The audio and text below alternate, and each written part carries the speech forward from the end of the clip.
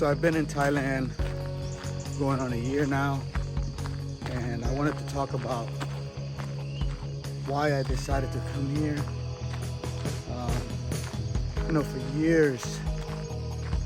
For years I worked jobs that were just,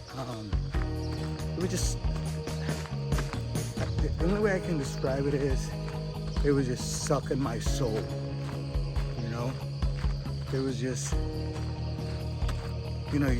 that alarm, when the alarm would go off, I would just, I can't even really describe the feeling that I had, every morning, or every night, because I worked nights for, I think I worked nights for probably over 10 years, at least 10 years. I was working nights, and working nights, it takes a toll. It really does take a toll on you. You don't have a life, because while everybody's out doing things, you're sleeping because you have to work that night. And am I out of breath? Anyway, I on the weekends, I'd be working on the weekends, and I'd be working Saturday nights and Friday nights, Saturday nights, and you just don't know how it felt when I'm driving around, because I was a truck driver, and sometimes you would drive by clubs, just driving around, and you would see people just out having such a good time, and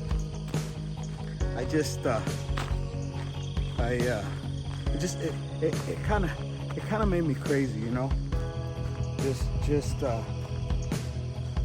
basically working. I was working, and I had no life, and it was around 2012, I decided, this is it. This is it. Like, I'm not gonna do this until I'm 65 years old. There's no way I'm gonna do this when I'm 65. So I started to pay off all my debts. And at this point, the one car I had, I owed about $3,000, and if I hadn't been so close to paying it off, I would have just get the car back. That was one of my thoughts, to just give the car back. But I decided to, $3,000. Yeah, just pay it off and be done with it. And I started to pay off everything. So, I don't know.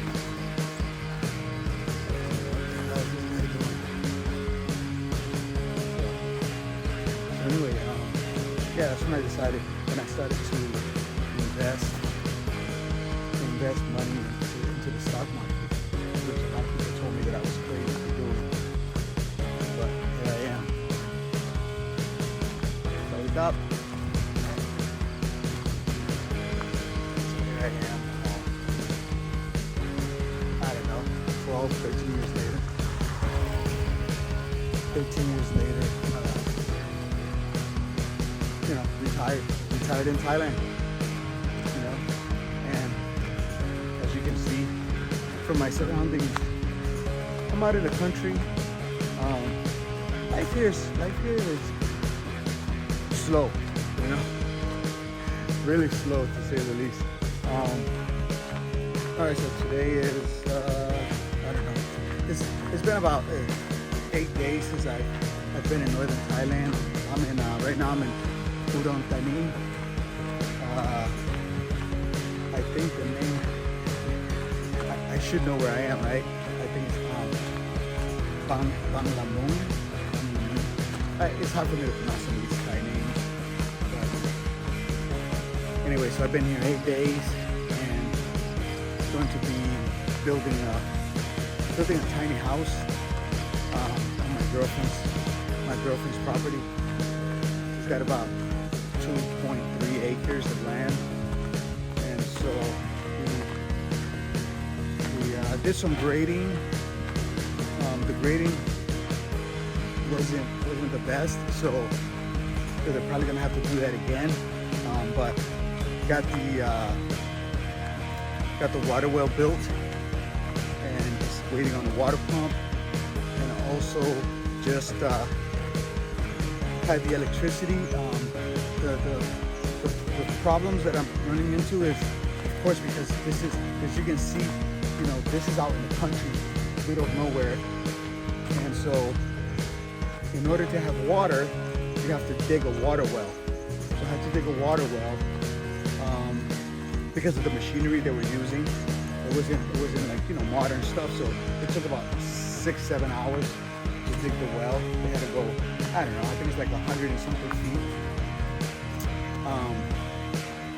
So that's done, and so yesterday the guys from the electric company came out, and because, you know, like I just said, because we're out in the country, they had to actually run lines. So they spent all day yesterday, and so I think they should be done today doing that. Yeah, everything's going well. They're saying that we should be in the house. In 3 to 4 months. So the house should be finished. Yeah. So, you know, I decided to. I wanted to talk about why I came to Thailand. You know, I spent a lot of years just thinking about, you know, what's gonna happen to me when I turn 65. You know,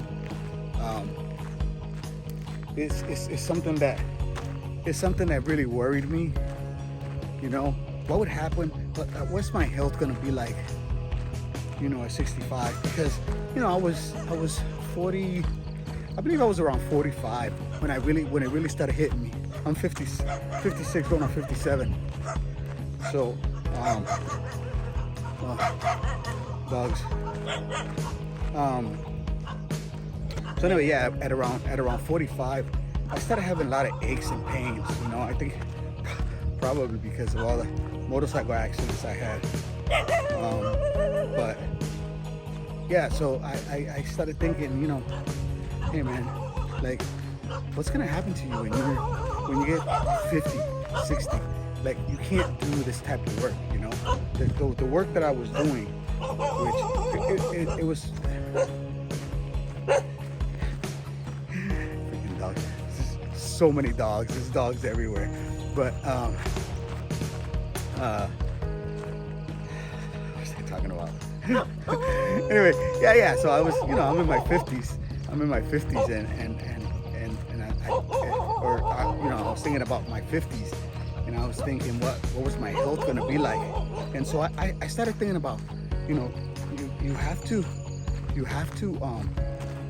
like, what are you gonna do? What are you gonna do?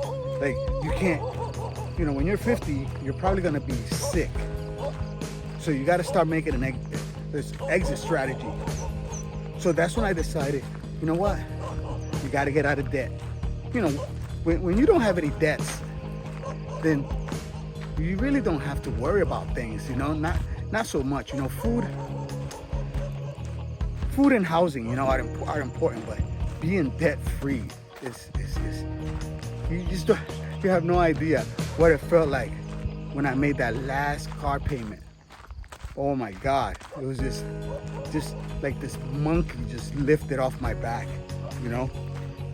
So I wanted to. A lot of people are curious. I know a lot of people are curious. How was I able to retire at 55? You know, and the only thing I can say is, you know, you have to make priorities. You have to decide what's important to you. You know, I had the nice cars and motorcycles, and you know, used to go out to eat. Nothing really fancy, but you know, went out to eat. You know, movies, things like that. You know, and I decided, you know, you got to do something different. You know, trying to be here in Thailand. Me and my girlfriend, we say Gucci gang. You know, when somebody's spending money they don't have, spending money you don't have to impress people that don't like you or you don't like them. You know, that's, to me, that's Gucci gang. And so you know, I got tired of that, you know, and so what I did, I started learning about money. You know, that's the thing. A lot of people, I mean, my opinion, but you know, a lot of people, they want money, but I think in order to have money, you need to know what money is.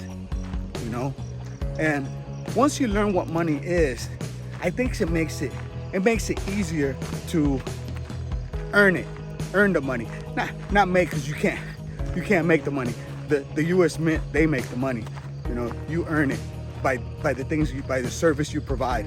You know, and I think it was I'm not sure if it was Jim Rohn or Earl Nightingale that said, you know, the money that you make is in proportion to the service you provide. You know, I think that was Earl Nightingale. If you've never heard of him, you need to. He's a great well, he was. He's long passed, and anyway, I learned about money.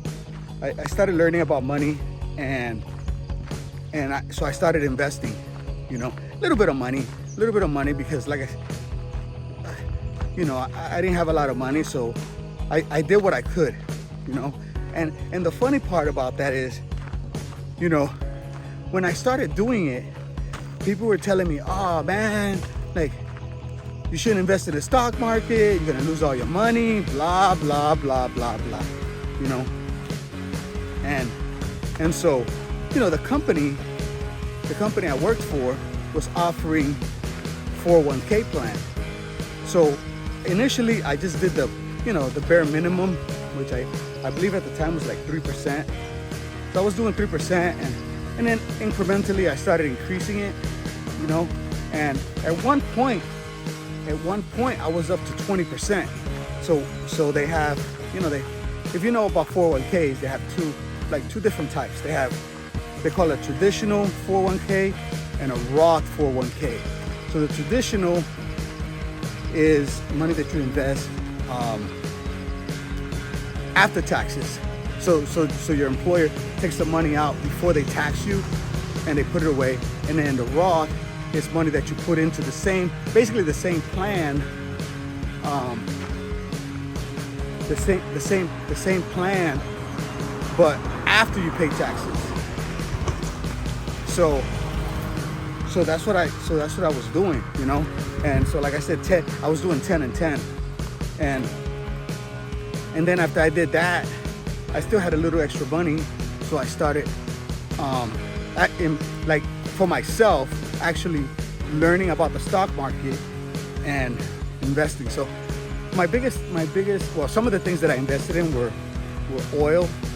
So the oil I went into when the Ukraine-Russia war started. I went into that because I knew that when there's a war, oil prices go up. So I did that, and then before that, I had invested in microchips. Oh my God, I'm not gonna mention the name of the stock, but I bought it at like 200 and 200. It was like $210, and I sold it at about 250. And the last time I looked, it's been a couple of years since I looked. It was like, I think it was like after about a year after I sold it, the stock went up to like $700. I felt so dumb for selling it, but anyway, yeah. So I started doing that, you know, and you know, I was at the same time I was taking vacations because I was thinking about, okay, where are you going to retire? Because obviously I wanted to retire before I was 65, and in order to retire before 65, I was going to have to leave the U.S. You know, because living in the U.S. is really expensive. You know, anybody that has lived there knows. So I went to Argentina, Uruguay, Turkey, Armenia. But the first place that my first choice was Argentina, but then I realized that Argentina, you know, it was cheap, but it was more money than what I wanted to spend. So I decided not to go there, and I came to Thailand, and that was 2017. And you know, back in 2017, things were things are cheap now, but you could just imagine what they were 2017. I mean, you know, the situation starts with a C, ends with a D. Everything just skyrocketed. I mean, everything is so expensive here now. I remember, if I remember correctly, in 2017, you could buy land here. Like an acre of land would cost you probably somewhere between, I don't know, I think it was like $6,000 for an acre of land. Now an acre of land is going to cost you like $30,000. It depends on who you're buying it from. So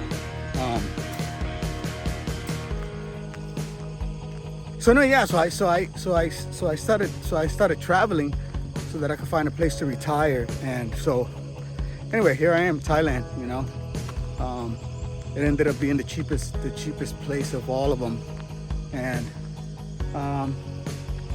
it's nothing fancy, because you have to remember, you know, another YouTuber was talking about this, which is, you know, when you come here on vacation, you're here on vacation, so you have a certain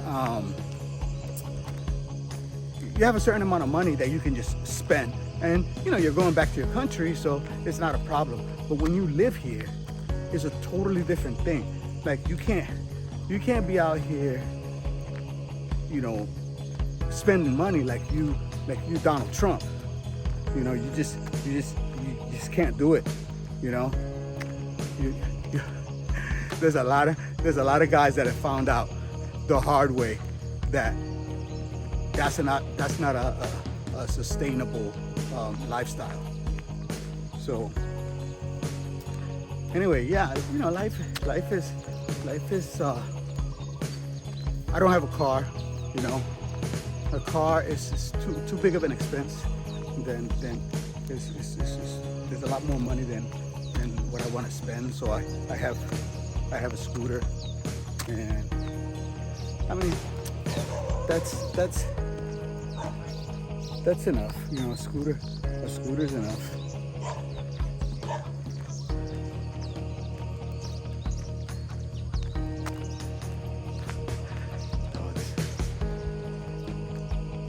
But so I'm not living, like, I stopped drinking, you know, stopped clubbing. I mean, some people say, well, what a boring life, but you know, my biggest thing, I guess it is kind of boring, but you know, the one thing for me is I don't have to work, you know. I don't have to work. And you have no idea how good it feels to get up in the morning. Like I get up early because because I'm working out. You know, I get up to work out, so I get up early in the morning, But it's nice that when the alarm goes off, I don't have to get up. I have nowhere to be, you know. No one's waiting for me anywhere, and it's great, you know. And you know, right now I'm living in a studio apartment. You know, studio apartment doesn't even have a kitchen. It's just like basically a hotel room, you know. But that's okay, you know.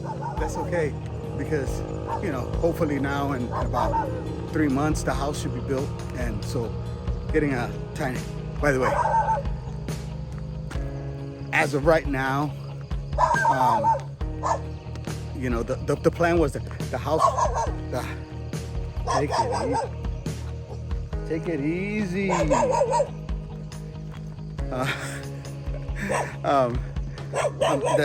The original estimate was $15,000.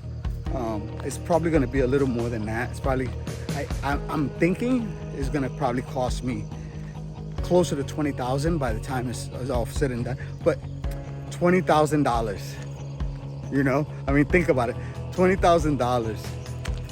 You're not going to get that in the U.S., you know. So even though it's going to be more than what I planned, it's okay, you know. I have the budget for it.